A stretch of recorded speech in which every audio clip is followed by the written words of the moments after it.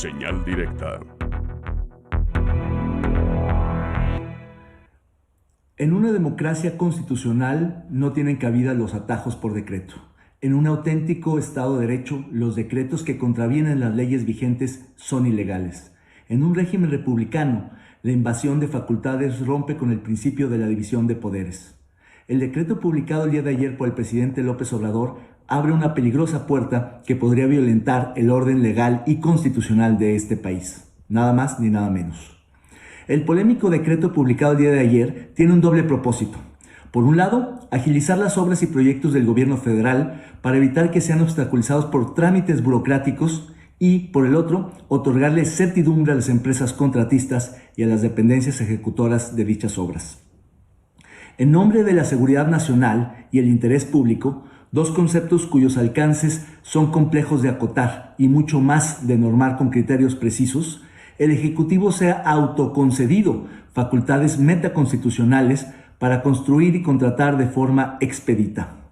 Básicamente, se autoriza al gobierno federal a desarrollar las obras y proyectos de infraestructura en todos los sectores sin contratiempos ni contrapesos. Se otorga vía libre para que cualquier proyecto presidencial que sea considerado estratégico para el desarrollo nacional pueda ser construido sin ser fiscalizado. El decreto prácticamente obliga a todas las dependencias del gobierno federal, como la Secretaría de Medio Ambiente, a autorizar favorablemente los proyectos y, en caso de no contar con una autorización expresa, aplicaría el principio de afirmativa ficta, es decir, por omisión se terminarían autorizando. Los estudios de manifestación de impacto ambiental, de viabilidad financiera o de factibilidad técnica ya no serían requisitos necesarios. Este decreto no solo pasa por encima de las dependencias del propio Poder Ejecutivo, que son corresponsables de la obra pública, como la Secretaría de Hacienda o la Secretaría de la Función Pública, sino que también pasa por encima de organismos constitucionales autónomos que deben vigilar al Ejecutivo, como lo es la Auditoría Superior de la Federación. Se trata de un salvoconducto para las dependencias ejecutoras. El decreto supone una discrecionalidad y ausencia de controles inédita, que en la práctica anularía la transparencia en el país. Es obvio que el presidente tiene prisa y presión para concluir las obras emblemáticas de su gobierno, que no han avanzado a la velocidad que él quisiera. Desde la cancelación del aeropuerto de Texcoco hasta la construcción del Tren Maya, el gobierno federal ha tenido que sortear todo tipo de dificultades. En su mayoría, esos obstáculos que acusa el presidente han tenido que ver con la ausencia de una planeación técnica rigurosa, con el incumplimiento de la normatividad vigente y con una infinidad de litigios, amparos interpuestos por actores sociales, privados y públicos, que en su legítimo derecho han recurrido a diversos recursos legales.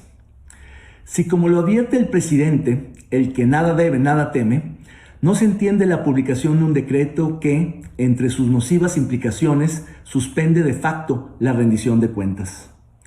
Con el pretexto de la seguridad nacional, por ejemplo, se podrá reservar la información hasta por 5 años, cancelando el derecho a la información pública sobre obras de interés público. ¡Qué paradoja!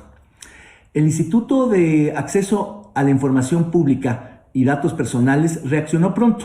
Evalúa actualmente distintas rutas legales, incluida la acción de inconstitucionalidad para impedir el retorno a la opacidad en México. El INAI, junto con el último dique de la República, la Suprema Corte de Justicia de la Nación, enfrenta una presión política enorme. En ambas instituciones recaerá la decisión en torno a la legalidad y constitucionalidad del decreto de Marras. Los comisionados y ministros tendrán la última palabra en un asunto que va más allá del decreto Fast Track para las obras presidenciales, pues tiene que ver con la construcción de un gobierno de leyes, no solamente la construcción de obras y proyectos.